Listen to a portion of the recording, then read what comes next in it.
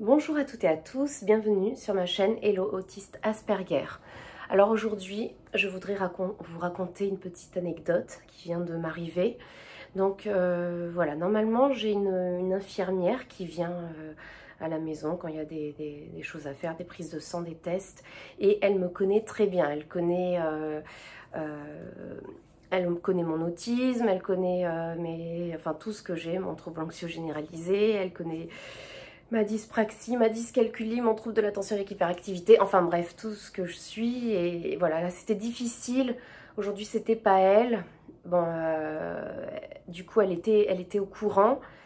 Et là elle m'a sorti un truc encore qui m'a bzzz, ça m'a laminé.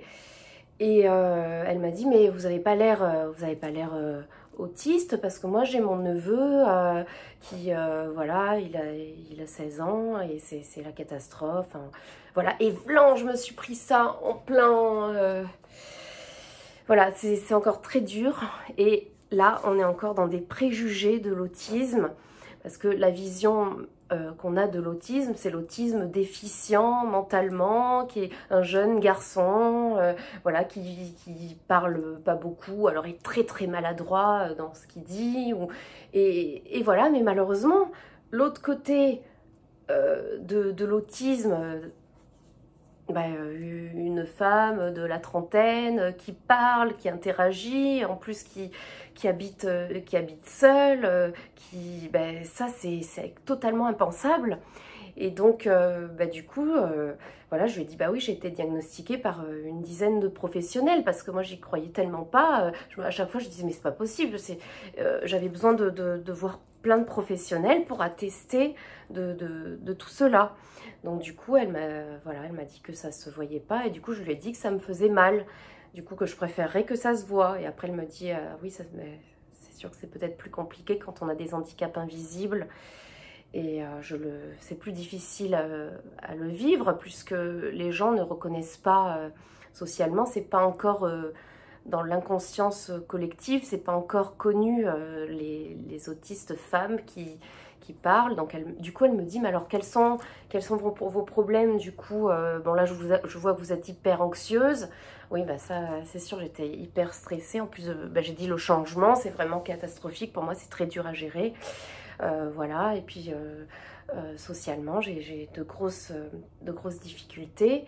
Et ce qui est difficile, c'est que je parle très bien de moi, je sais très bien parler mais j'ai beaucoup de mal, par exemple, à m'intéresser aux autres, à poser des questions, à essayer à imaginer ce que peut vivre l'autre. Et dès qu'on me raconte des trucs, je décroche très très vite. Et ce qui fait d'énormes problèmes sociaux, quoi. Enfin, c'est très compliqué. Voilà. Ensuite, il y a l'hypersensibilité sensorielle et tout. Voilà, mais ce qui est décevant et ce qui est encore hyper triste, c'est de voir que même des professionnels ne soient pas assez informés. Et ça me révolte. Et ça, j'ai envie de le dire, j'ai envie de le crier, j'ai envie de dire qu'il y a d'autres formes, il y a plusieurs formes d'autisme. Donc c'est pour ça que je suis attachée au mot Asperger aussi, de dire autiste, Asperger, c'est pas... Parce que maintenant on dit juste TSA, voilà, trouble du spectre autistique. Bon, moi, on m'a mis TSA sans déficience intellectuelle, mais du coup c'est pas parlant aux gens. Et c'est vrai que quand on dit plus autiste Asperger, les gens, voilà, ils vont se dire, tiens, elle peut parler, elle peut communiquer, elle peut dire ses idées, elle peut apprendre des choses. Et c'est pas comme l'autiste déficient intellectuellement et qui peut être non-verbal ou... Voilà, enfin bref. J'avais besoin de me confier à ma caméra parce que c'est pas facile de vivre ce genre de choses. Donc voilà, j'essaye à mon petit niveau de faire de la sensibilisation. Et voilà, c'est pas facile de faire des vidéos en direct aussi parce que j'ai toutes les idées qui se mélangent et tout va très très vite et voilà. Mais bon, voilà, au moins vous pouvez voir, je suis une personne autiste qui parle et qui peut apprendre des choses. Et là où l'infirmière m'a dit un truc qui m'a énormément choquée, c'est que je lui ai dit, j'ai fait des études de droit, j'ai une licence de droit et tout. Et puis bon, je vais parler pas de médecine, des troubles associés, tout ça avec des termes, prosopagnosie, aphantasie, synesthésie, la dyspraxie, dyscalculie, les troubles de l'attention avec hyperactivité qui sont des troubles associés, le trouble anxieux généralisé. Puis tout d'un coup, je sais pas, elle me dit, mais pourquoi vous faites pas des études de médecine? Vous pourriez devenir médecin. Tiens, quelle bonne idée, j'y avais pas pensé. Bah oui, je suis passionnée par la médecine et la psychologie, mais j'ai dit, mais je ne peux pas travailler. Je dis, je ne peux pas être le contact avec les gens. C'est trop difficile, c'est trop énergivore et à chaque fois je fais des burn-out. Mais elle me dit, mais c'est bizarre, hein, pourtant avec les capacités intellectuelles que vous avez et les capacités voilà, je suis capable de parler, d'expliquer des choses. Mais c'est sûr que c'est difficile dans les deux sens. J'ai plus des relations faciles avec les infirmiers, les psychologues, les médecins. Ou alors en interview journalistique, parce que c'est simple, il suffit de parler que de moi, que de mon univers, que de ce que je maîtrise. Donc c'est le côté psychologie, tout ça, donc c'est simple. Alors bien sûr, il y a des gens qui vont dire, mais ça alors, elle fait des vidéos, elle a l'air à l'aise. Ben normal, je parle de ce qui m'arrive, mais par contre, voilà, vous voyez pas les difficultés que j'ai dans la vie quotidienne, quoi. Donc oui, j'avais pas pensé à faire médecin, mais si, en fait, j'ai pensé à faire médecin, tout à fait, parce que je suis passionnée par la médecine, la psychologie, mais voilà, mais je peux pas avoir des gens nouveaux toute la journée, mais c'est catastrophique. Moi, ce que je maîtrise, je dis mon intérêt spécifique, moi, c'est la scène, être sur scène, chanter, et voilà, et éventuellement être comédienne aussi, et... mais voilà, je suis révoltée encore de ce genre de stigmatisation, de préjugés. Enfin voilà, donc je vais m'arrêter là. J'espère que j'ai pas été trop longue et que vous avez pu suivre cette vidéo et éventuellement que vous pouvez la faire passer à d'autres personnes qui ne connaissent pas trop bien.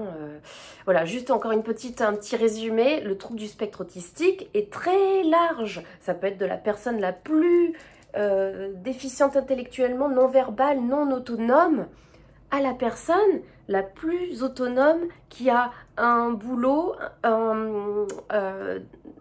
une famille, un copain, un travail, des enfants, tout ça, enfin qui arrive même faire des déplacements.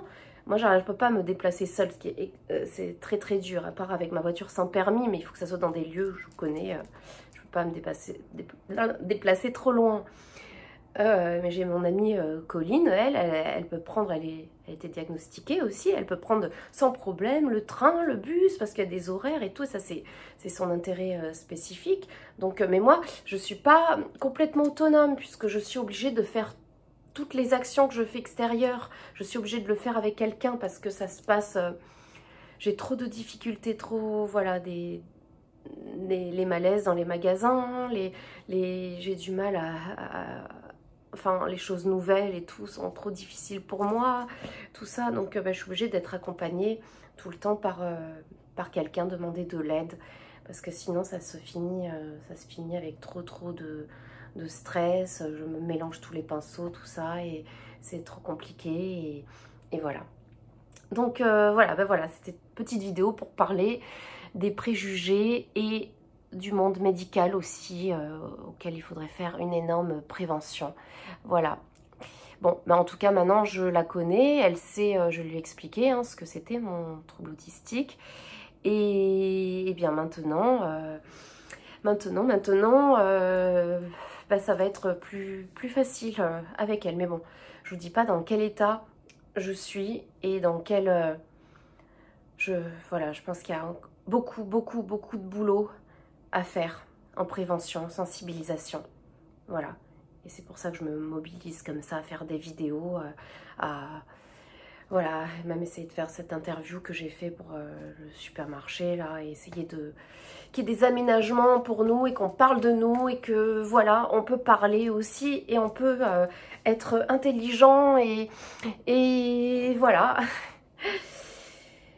Et c'est compliqué. Bon, ben voilà, je vais terminer cette petite vidéo et je vous dis à bientôt. Bye bye.